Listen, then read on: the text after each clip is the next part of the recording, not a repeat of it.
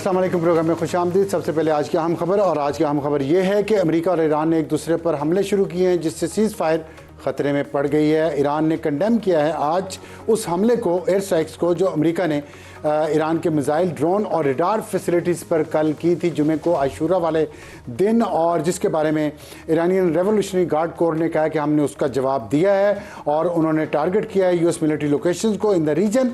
नाम उन्होंने नहीं लिया था किस मुल्क में किया है, लेकिन बहरीन ने यह कहा है, एक स्टेटमेंट जारी किया है। उन्होंने कहा कि ईरानियन ड्रोन्स ने उनके मुल्क के अंदर, उनकी टेरिटरी के अंदर हमला किया। और इससे पहले अमेरिकन सेंट्रल कमांड सेंटकॉम ने जुमे को कहा कि ईरानी मिसाइल और ड्रोन ज़ख़ीरा करने के मकामात और साहिली रडार ठिकानों पर अमेरिकी मिसाइलों से हमले किए गए हैं, और ये है जवाब उस ईरानी फ़ौज की जानब से तजारती जहाज़रानी के ख़िलाफ़ बिला जवाज़ जारियत का, जो जंगबंदी की वाज़ेह खिलाफवर्जी। और ईरान ने एक दिन पहले बहरी जहाज़ पर हमले किए थे, जिसके बारे में प्रेसिडेंट ट्रंप ने एक ट्वीट भी किया था और एक ट्रुथ सोशल पे एक पोस्ट की थी जिसमें उन्होंने कंडेम किया था और कहा था कि हम इसका जवाब देंगे।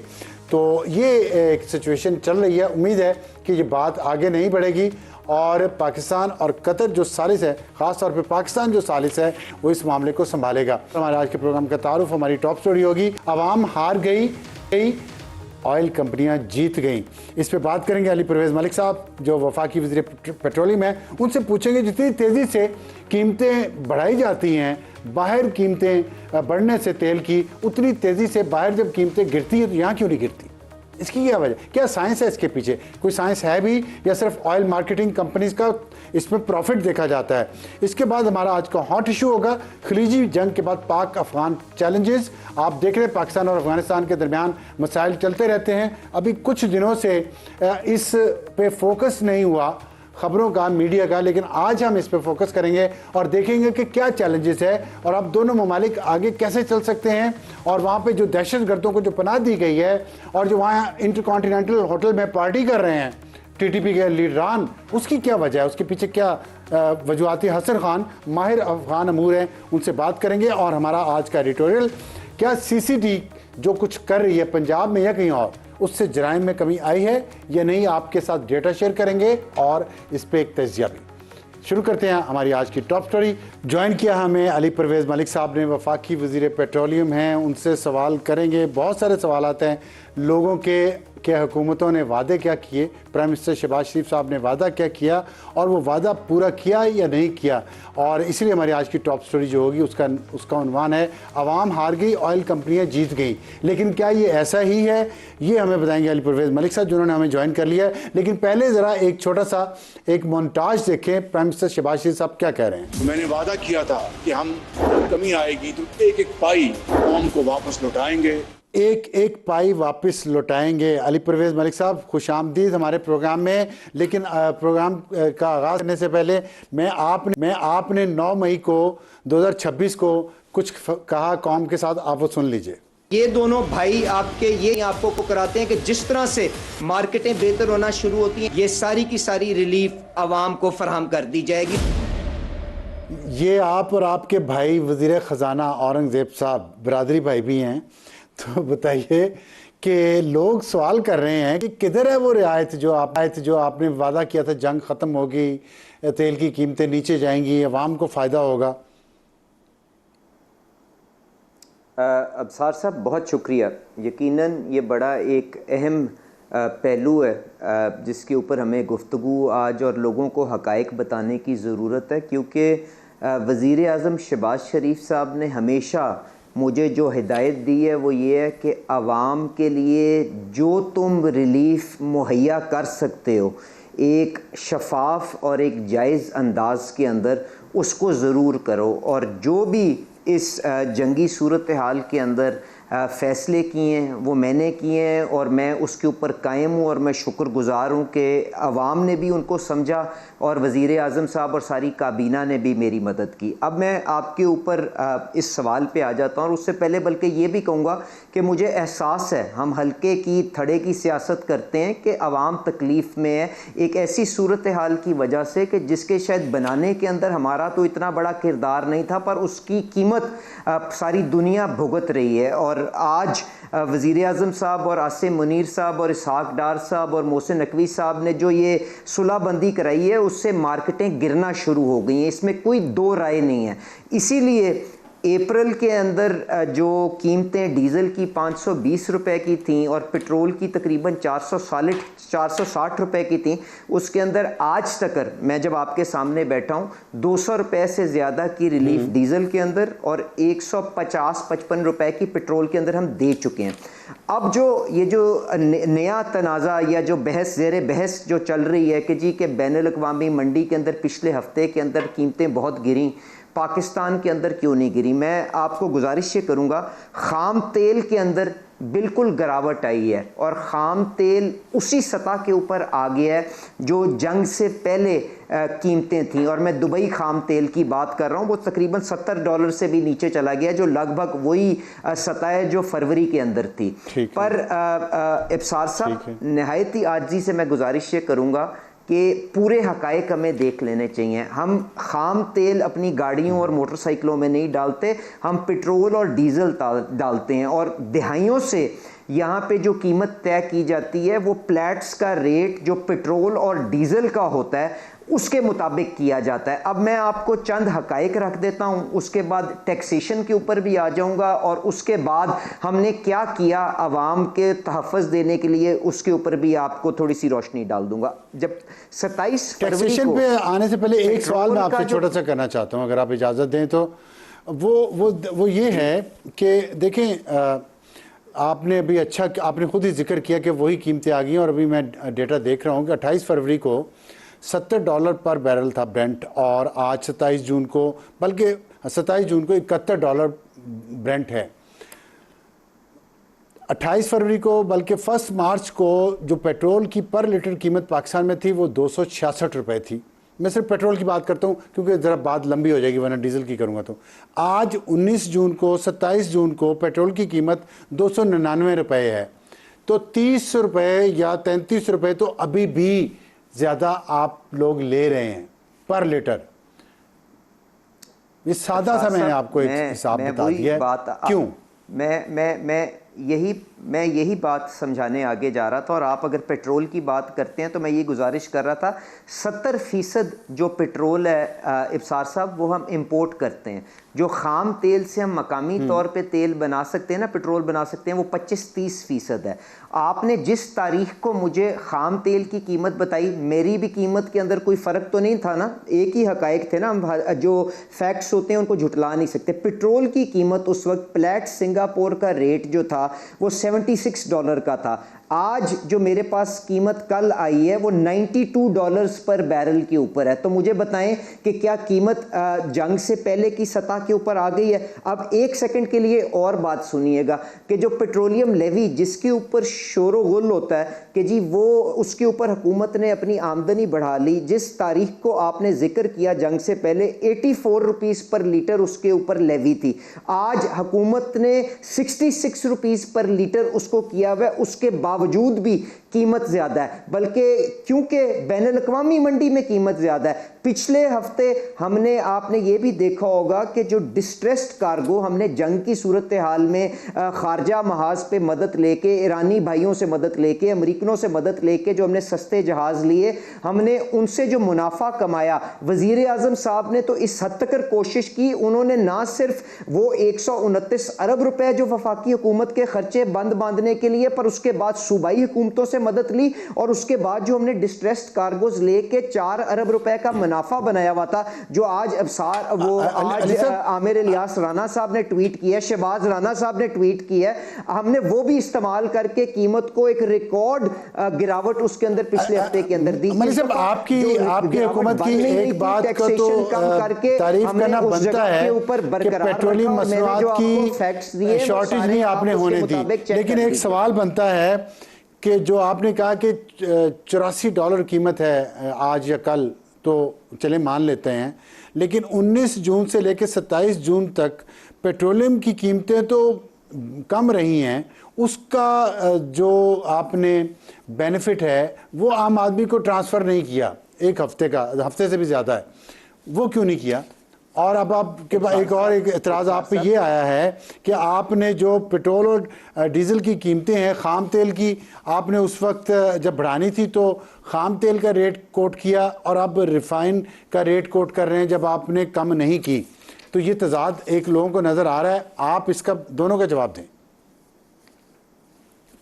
इब्सार साहब, अगर मुझे आप बात इख्तिताम करने दें तो लोगों को भी आसानी से समझ आ जाएगी। मैंने उस वक़्त भी, अगर आप जाके देख लें, फ्लैट्स का रेट बताया था, हर मौके पे कहा था कि 2 अप्रैल को $280-290 पर बैरल के ऊपर डीजल चला गया है। मैंने उस वक्त कहा था कि अप्रैल के अंदर $136 के ऊपर पेट्रोल चला गया है। मैंने खाम तेल को ना उस वक्त कोई मैंने उसके साथ कीमतों को जोड़ा था, ना आज जोड़ रहा हूँ। और ये मैंने कोई आज और मेरी और आपकी ख्वाहिश की बात नहीं है, ये दिहाइयों से जो फार्मूला तय किया गया है वो फ्लैट्स के रेट के साथ होता है। तो मैंने आपको आज भी निहायती आजी से बताया कि आज $20 तकरीबन पेट्रोल की पर बैरल बैनुल-अक़वामी मंडी में कीमत ज़्यादा है। लेवी 84 रुपीज़ जंग से पहले थी, आज 66 रुपीज़ हमने की हुई है। उसके बावजूद कीमत ज़्यादा है क्योंकि बैनुल-अक़वामी मंडी में ज़्यादा है। जब गिरावट होगी तो जिस तरह से आपको 200 रुपए की डीजल में रिलीफ और 160 रुपए की पेट्रोल में दे चुके हैं,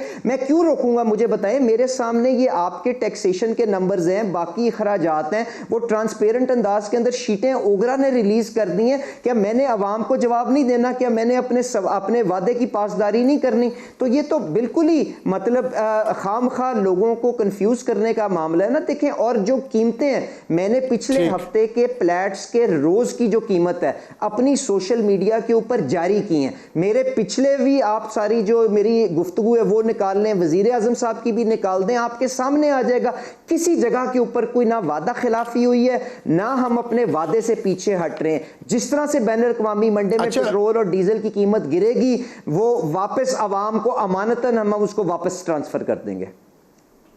अच्छा, एक चीज़ ये आई है कि ऑयल कंपनीज के दबाव में हुकूमत आई है। मैं उसका आपको रेफरेंस दे देता हूँ कि जब पिछले वीक आप लोगों ने ऑयल प्राइसेस कम की, एक हफ्ता पिछले हफ्ते की मैं बात कर रहा हूँ, तो ऑयल इंडस्ट्री ने एहतजाज किया और उन्होंने कहा कि यकतरफा फैसला है और इससे ऑयल मार्केटिंग कंपनियों और ऑयल रिफाइनरीज को 104 अरब रुपए का नुकसान हुआ।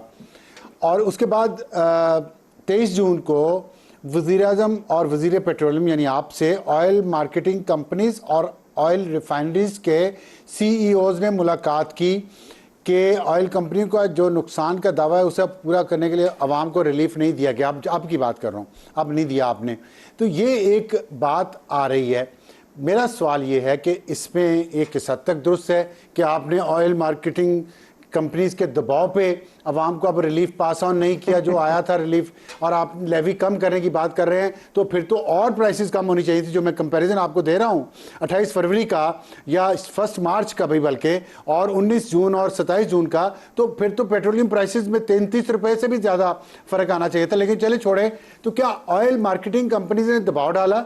नंबर 1। नंबर 2 ये कि 107 अरब रुपए का उन्हें 104 अरब रुपए का नुकसान हुआ तेल की कीमतें कम करने से। तो जब बढ़ती हैं उस वक्त कितने 100 अरब रुपए का उन्हें जो फायदा होता है वो किसी खाते में नहीं है। कारोबार तो फिर ऐसे ही होता है ना, कभी नुकसान हो गया कभी फायदा हो गया।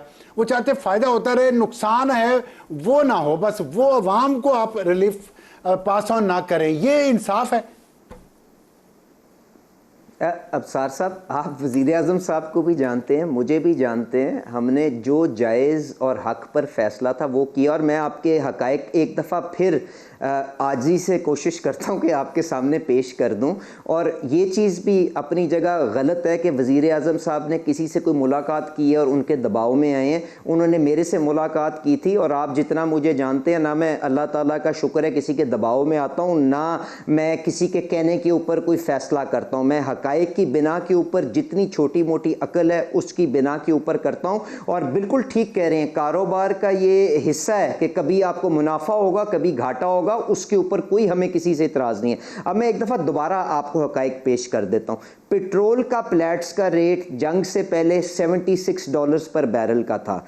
2 अप्रैल को $136 पर बैरल के ऊपर गया, आज $92 के बैरल के ऊपर है। इसलिए पेट्रोल वो जंग से पहले की कीमत के ऊपर नहीं आया। हालांकि जो पेट्रोलियम लेवी जंग से पहले 84 रुपीस पर लीटर थी, अब 66 रुपीस पर लीटर है, क्योंकि वो 15-20 डॉलर से बैनुल-अक़वामी मंडी में पेट्रोल महंगा है, तो इसलिए मकामी कीमत ज्यादा है। वरना जिस तरह से 160 रुपए की रिलीफ दी है, मेरी तो ख्वाहिश होगी मैं 300 रुपए की रिलीफ दे दूं। मैंने उसको क्यों रखना है अगर टैक्सेशन वहां पे बड़ी नहीं है। अब आपने कहा कि जी क्या दबाव पे आपने किया कि नहीं किया, मैंने तो इसका आसान काम किया। मैंने तो आज सुबह 9 बजे सारे का सारा जो हफ्तावार जो डेटा था रोज का, जिसकी एवरेज निकाल के कीमत को तय किया जाता है, मैंने तो वो निकाल के पब्लिक अपनी सोशल मीडिया के ऊपर रख दिया कि कैलकुलेट करके देख लें कि मैंने किसके दबाव पे किया है, कि ये हकायक की बिना के ऊपर किया है। जो 2 दिहाई से जो जिस तरह से रेट निकलता है उसी के मुताबिक किया, उसकी वजह से किसी को नुकसान होता है, फायदा होता है, जो इस कारोबार के अंदर है वो एक जायज अंदाज के अंदर उसको कवर करे और आगे चले।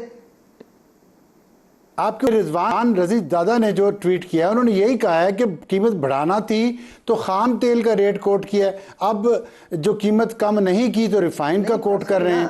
ये भी तो आपके ट्वीट के बारे में कहा गया। अब सार साहब, अब रजी साहब से पूछ लें या मैं आपके सामने बैठ के आपसे बात कर रहा हूं, आप मेरे पास निकाल के देख लें। आपके पास सोशल मीडिया पे एक एक बयान पड़ा है कि मैं खाम तेल की बात कर रहा था कि मैं पेट्रोल डीजल की बात कर रहा था। मुझे बताएं, गाड़ियों के अंदर खाम तेल डलता है, वो तो रिफाइनरियों के अंदर इस्तेमाल होता है, रिफाइनरियों से जितना बनता है उसके मुताबिक मार्केट में आ जाता है। बाकी इंपोर्ट पे आज भी पीएसओ के टेंडर लगे हैं, उसके ऊपर मैंने तो हर जगह पे बात की कि जी बैनुल-अक़वामी मंडी के ऊपर जो पेट्रोल डीजल की कीमत है, उसके बाद उसके ऊपर जो खर्चा आता है, स्टेट बैंक के डॉलर का रेट क्या है और उसके ऊपर ड्यूटियां कितनी, टैक्स कितना लगता है, ये 4-5 बुनियादी जुज़ें कीमत को तय करने के लिए। $15 पीछे से महंगा है, इसलिए अभी थोड़ा फर्क आ रहा है। अब खाम तेल गिर गया है, इंशाल्लाह एक आधे दिन में, 2 दिन के अंदर, हफ्ते के अंदर अगर पेट्रोल की कीमत भी गिरती है तो पूरा मनोमन ट्रांसफर कर दिया जाएगा। और यही वजीर आजम की हिदायत है, यही उनका वादा है और मुझ नाचीज को उनका हुक्म है। मैं इंशाल्लाह उसके ऊपर अमल करके अवाम के लिए आसानी का बायस बनने की कोशिश करूंगा। कोई दो राय नहीं है, पता नहीं कहां से ये खामखा का एक तनाजा बनाया जा रहा है। ठीक है। तो आप बेसिकली कहना ये चाह रहे हैं कि अभी खाम तेल की कीमतें इंटरनेशनल मार्केट में कम नहीं हुई, अभी कम हुई थी फिर लेकिन बढ़ गई, तो इसलिए पेट्रोलियम की प्राइसेस कम इस हफ्ते नहीं की जा सकी। मैंने ये नहीं कहा, अब खाम तेल की कीमत, खाम तेल की नहीं इब्सार साहब, देखें मैंने ये कहा ही नहीं है, आप या समझ नहीं रहे या मैं समझा नहीं पा रहा हूं। खाम तेल की कीमत जंग से पहले की सतह पे आ गई है। जो रिफाइंड प्रोडक्ट है जो हम इंपोर्ट करते हैं, पेट्रोल डीजल, उसकी अभी नहीं आई। तो खाम तेल क्योंकि नीचे गिर गया है, उम्मीद यही की जाती है कि अगले चंद दिनों के अंदर, हफ्ते के अंदर आपकी रिफाइंड प्रोडक्ट भी, क्योंकि ये सारी चीजें एक साथ ही डायरेक्शन के अंदर ठीक है, उसके अंदर बेहतरी आई है। तो मुझे समझ आ गई, अब मुझे समझ आ गई अच्छी तरह से, मुंतकिल कर दी जाएंगी। तो फिर एक मैं समझ गया हूं, तो आपका मतलब डिले है, एक वो जो पेट्रोल आना है बाहर से, उसकी कीमत अभी कम नहीं हुई इसलिए आप उसी कीमत पे दे रहे हैं। लेकिन फिर मुझे ये समझा दीजिएगा, फिर तो ऑयल मार्केटिंग की जो बात है कि जब बाहर कीमतें बढ़ती थी खाम तेल की, जब बढ़ना शुरू हुई हैं, तो उस वक्त तो इंतजार नहीं किया गया कि नया पेट्रोल आएगा तो कीमतें बढ़ाएं। उसकी कीमतें तो फौरन उसी दिन, उसी वक्त, अगले दिन, 2 दिन में बढ़ा दी गई। पेट्रोल कंपनियां को मुनाफा हुआ बहुत ज़्यादा उस वक्त। तो ये फिर यही तो बात लोग कर रहे हैं, ये तजाद तो है ना। इफ्सार साहब, मैं नहायत ही आजी से तीसरी दफ़ा कोशिश करता हूँ, इससे पेट्रोल के आने जाने का कोई ताल्लुक नहीं है। ये एक इंडेक्स है, ये एक बैनुल-अक़वामी मंडियों के अंदर जो नोशनल इंडेक्स होता है, कीमत होता है, जिसके ऊपर किसी ने ख़रीदा है कि नहीं ख़रीदा, उसी के मुताबिक जब बढ़ रहा था तो कीमतों को बढ़ाया गया, आज वो जब घट रहा है तो उसके मुताबिक घटाया गया, पर वो कम ज़रूर हुआ है। इसीलिए हमने 160 रुपए की रिलीफ दी है। पर अभी वो जंग से पहले की सतह जो $76 के ऊपर नहीं आया, वो जुमे के दिन $92 पे क्लोज हुआ है। $92 से जब वो 76 या 80 की तरफ आएगा, फर्दर रिलीफ अवाम को दे दिया जाएगा। खाम तेल की कीमतें बिल्कुल वहां पे आ गई हैं जो जंग से पहले थी, पर हम खाम तेल एक हद तक इंपोर्ट करते हैं। हम पेट्रोल जो इंपोर्ट करते हैं उसकी कीमत ये बात समझ गया। मेरा सवाल मंडी के मुताबिक हम एडजस्ट कर देंगे। इसका सादा जवाब दे दें कि जब कीमतें, जब ऑयल कंपनीज हैं, खाम तेल की कीमतें बढ़ती हैं तो वो फौरन यहाँ पे कीमतें बढ़ा देती हैं। खाम तेल की कीमतें गिरी हैं तो फौरन कम नहीं करती। इसकी वजह सिर्फ बता दें, लोग ये जानना चाह रहे हैं। देखें इब्सार साहब, मैं कोई उनका ना नुमाइंदा हूं, पर मैं हक की बात करूंगा, चाहे किसी को वो पसंद आए ना आए। मैंने आपसे कहा उनका स्टॉक जिस मर्जी कीमत का पड़ाओ, मुझे उससे कोई गर्ज नहीं है। बैनुल-अक़वामी मंडी जब गिरती है, उन्होंने महंगा खरीदा हो, उससे मुझे कोई लेना देना नहीं है, मैं कीमत कम कर दूंगा। अगर किसी ने कुछ सस्ता माल लेके 1 साल का रखा हुआ है और उसके बाद बैनुल-अक़वामी मंडी ऊपर जाती है, तो क्योंकि मैंने लोगों के लिए ईंधन मुतबादिल अरेंज करना होता है, मैं उसके मुताबिक कीमत चेंज करता हूं। और आपने बिल्कुल ठीक कहा कि कारोबार के अंदर ये ऊपर नीचे नुकसान फायदा होता रहता है। और अगर आप पूरे एक जंगी सूरत हाल को एक एपिसोड के तौर पे देखें तो इसमें कोई बुनियादी तौर पे बड़ा फर्क नहीं किसी ऑयल कंपनी को भी आया होगा, पर अगर किसी को नुकसान हुआ है, ठीक है, मैं मान गया हूं, आपकी बात समझ भी गया हूं। सिर्फ एक आखिरी सवाल का जवाब दे दें कि फौरी तौर पे कीमतें बढ़ा देते हैं। अगर खाम तेल की कीमत ऊपर जाए तो फौरी तौर पे एंड प्रोडक्ट की कीमत बढ़ जाती है। जब खाम तेल की कीमत नीचे आती है तो फौरी तौर पे एंड प्रोडक्ट की कीमत नीचे क्यों नहीं आती, वहां गैप क्यों आ जाता है? सिर्फ ये समझा दें, इसका जवाब दें। नहीं आता ना इब्सार साहब, नहीं आता ना, नहीं आता। उस वक्त भी जब आपने जंग शुरू हुई थी, हफ्ते के अंदर, 1 महीने के अंदर जो आपका डीजल, मैं मिसाल देता हूं, $80-90 का था, वो बढ़ के $280 पे चला गया था, इसलिए उसको बढ़ाया गया था। आज वो $280 से गिर के 105 पे आ गया, तो उसके मुताबिक उसको कम कर दिया गया। किसी नहीं, मैं आपको मैं डेटा दे देता हूं। 28 फरवरी को 258 रुपए पर लीटर पेट्रोल था पाकिस्तान में, और 6 मार्च को 321 पे चला गया। 6-7 दिन की जंग में, 6 दिन की जंग में उन्होंने बढ़ा दिया। तो अब 6 दिन की जंग खत्म हुए तो अभी तो कम नहीं कर रहे। मेरा ये सवाल है। अबसार साहब, मैं आपको हर रोज जो बैनुल-अक़वामी मंडी की कीमत होती है, मैंने वो पिछले हफ्ते की जारी की है, मैं आपको सारी दे देता हूं। उसके मुताबिक आप मकामी कीमत को देख लीजिएगा, आपको खुद ही समझ आ जाएगी। इसमें कोई इस तरह की कोई रॉकेट साइंस नहीं है। ये international Singapore S&P company daily कीमत तय करती है, उसके मुताबिक हफ्ते की एवरेज निकलती है, उसके मुताबिक कीमतों को रद्द-बदल किया जाता है। किसी के पास है नहीं है, इंपोर्ट किया नहीं किया, उससे कोई ताल्लुक नहीं है। एक शफाफ ट्रांसपेरेंट अंदाज जो दुनिया का राइज जो कानून है उसके मुताबिक आगे चलता है। ठीक है, लेकिन कंज्यूमर के साथ बहरहाल ज्यादती है, गरीब कंज्यूमर के साथ। वो इसका हमारा जो भी बिजनेस मॉडल है। आखिर में सिर्फ 2 चीज़ें क्विकली बता दीजिएगा। एक इत्तला आई थी कि ईरान शायद पाकिस्तान को सस्ता तेल देगा, 20 रुपये पर लीटर या 100, क्या ऐसा कुछ है? और दूसरी बात यह कि क्या अगले हफ्ते कीमतें कम करेगी हुकूमत पेट्रोल की? अच्छा इब्सार साहब, जो ईरान का मामला है ना, देखें, गुजारिश ये है कि ईरानी हुकूमत के पास बहुत सा खाम तेल बिल्कुल मौजूद है, पर जो रिफाइंड पेट्रोल डीज़ल है ना, वो उसकी किल्लत है, और वो तुर्कमेनिस्तान से और बाकी के ममालिक से इंपोर्ट कर रहे हैं।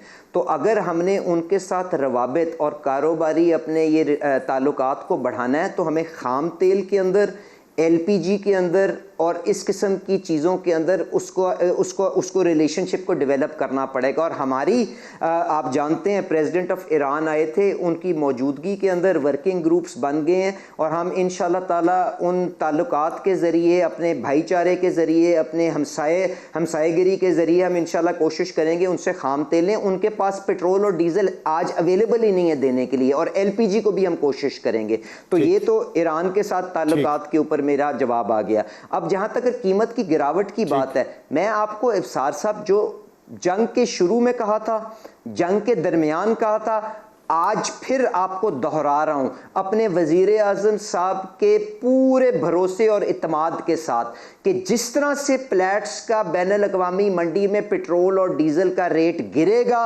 वो मनोमन आवाम को मुंतकिल कर दिया जाएगा। और हमें एहसास है कि इस जंग के अंदर लोगों ने कितनी तकलीफ काटी है, तो उसमें एक दिन की भी ताखीर नहीं आएगी। इसीलिए हफ्तावार जो रेट निकलता है उसकी एवरेज करके हम आवाम को ट्रांसफर कर देते हैं। किसी के पास महंगा मॉलिक्यूल पड़ा है कि नहीं पड़ा उससे हमें कोई गर्ज नहीं है, क्योंकि बिल्कुल जायज़ बात है कि जब बढ़ती है तो उनको फ़ायदा भी होता है। और अगर आपने इस कारोबार में रहना है तो एक रूल बेस्ड अंदाज के अंदर, शफाफ अंदाज के अंदर, जायज़ अंदाज के अंदर आपको दोनों चीज़ों को हजम करके अवाम की बेहतरी के लिए आगे चलना पड़ेगा। पर कोई नाजायज़ काम जितनी देर तक अल्लाह ताला ने मुझे ये जिम्मेदारी दी है, क़यादत ने मुझे जिम्मेदारी दी है, मैं ईमानदारी के साथ उसको आगे लेके चलाने की कोशिश करूंगा।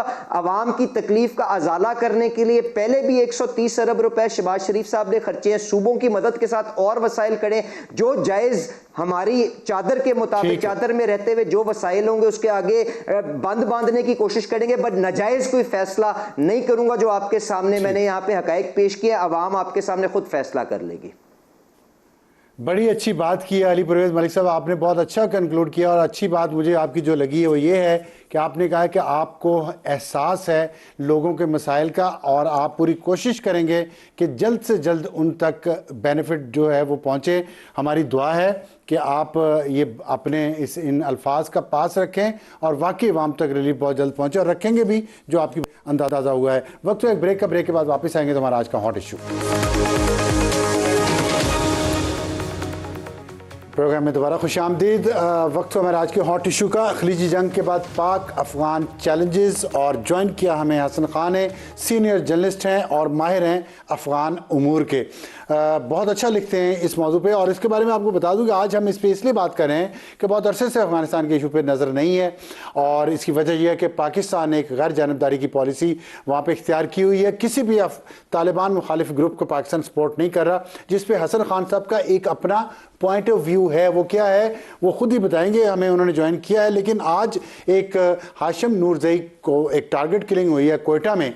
दहशतगर्दी का कोई ना कोई वाक़या पाकिस्तान के सूबा बलूचिस्तान या खैबर पख्तूनख्वा में होता रहता है, जिसके डांडे जड़ें काबुल में तालिबान हुकूमत के अंदर मौजूद है। उसी काबुल में, जहाँ काबुल कॉन्टिनेंटल में हाफिज़ गुल बहादुर, जो दुनिया का बहुत सबसे बड़े दहशतगर्दों में से एक दहशतगर्द है, और यूनाइटेड नेशन के तहत, अमेरिका के तहत वो ग्रुप भी उसका, और वो ख़ुद भी दहशतगर्द है। वो काबुल कॉन्टिनेंटल में पार्टीज़ कर रहा है, स्विमिंग पूल पार्टीज़, उसके पास खड़े होकर तस्वीरें बना रहे हैं। और फिर तालिबान हुकूमत दावा ये करती है, आप मुनाफिकत और झूठ का आलम देखें, और झूठ के बारे में अल्लाह ताला ने कहा कि झूठों पे खुदा की लानत। तो कुरान में कहा गया लानतुल्लाहि अलल काज़िबीन, और तालिबान हुकूमत ये कहती है कि हमारा TTP से कोई ताल्लुक़ नहीं है। हाफिज़ गुल बहादुर काबुल कॉन्टिनेंटल में पूल पार्टी कर रहा है, क्या बात है। तो इस पर बात करेंगे, हमें ज्वाइन किया हसन खान साहब ने। हसन साहब अस्सलाम वालेकुम, ये बताइएगा पहला सवाल कि जो बदख्शां सूबा है वहाँ पे ताजिक लोग ज़्यादा हैं वहाँ पे, और इंतहाई कीमती मादनियाती वसाइल भी हैं। वहाँ पे झगड़े शुरू हो गए हैं, और जुमा खान जो तालिबान कमांडर हैं लेकिन ताजिक हैं, उन्होंने अपनी फोर्सेस को अलर्ट कर दिया तालिबान के ख़िलाफ़। और इसकी क्या वजह है? आपने भी ये कहा है कि बदख्शां के बाद स्पिन बोल्दक भी तालिबान के अंदरूनी इख्तिलाफात का फ्लैश पॉइंट बनने जा रहा है, और इन हालात में पाकिस्तान को सोचना चाहिए कि पाकिस्तान क्या करे।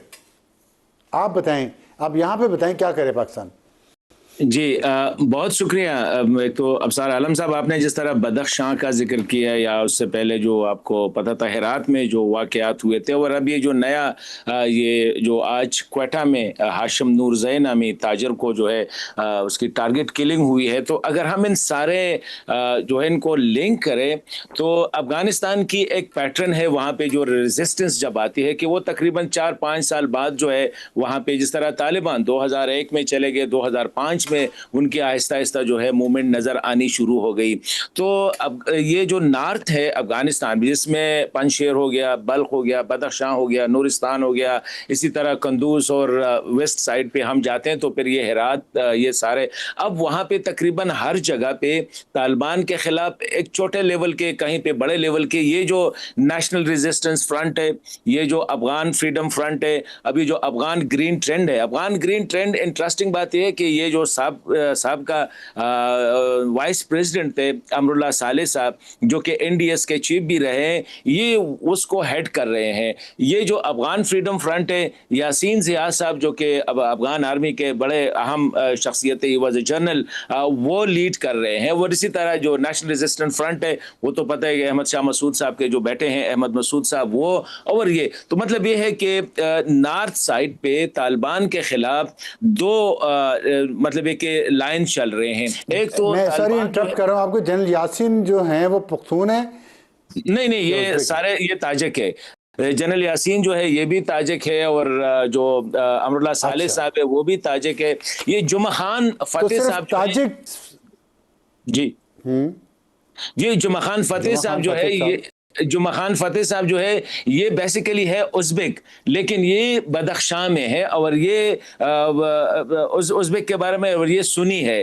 तो ये इसने भी जो तालिबान को ज्वाइन किया था 15 साल पहले, और ये बड़े मतलब एक he was a very prominent commander. तो अब बदख्शां में अगर आप देखें, एक साइड पे ये जो गोल्ड माइन है, इनकी बड़ी एक वो चल रही है, और ये जमहूरी दौर में भी यही चल रहा था, क्योंकि यहाँ से ये आगाज होता है।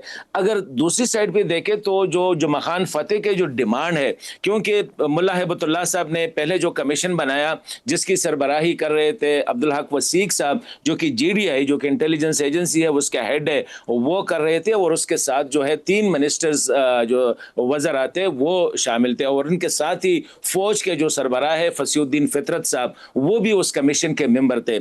जब वो नाकाम हो गए और 15 दिन की मोहलत दी गई जुमा खान फतेह को कि वो फाइनल डिसीजन ले ले, इस 15 दिन के दौरान फसीउद्दीन फितरत साहब ने जुमा खान साहब से दोबारा रब्ता किया और उसको ऑफर किया कि हम आपको पुलिस चीफ बनाएंगे, हम आपको इंटेलिजेंस चीफ बनाएंगे, आप जो है ये हसन साहब ये बताइएगा कि जो हाफिज गुल बहादुर की अपीयरेंस है, तस्वीरें खिंचवाई रिलीज की, इसके पीछे क्या मैसेज हो सकता है?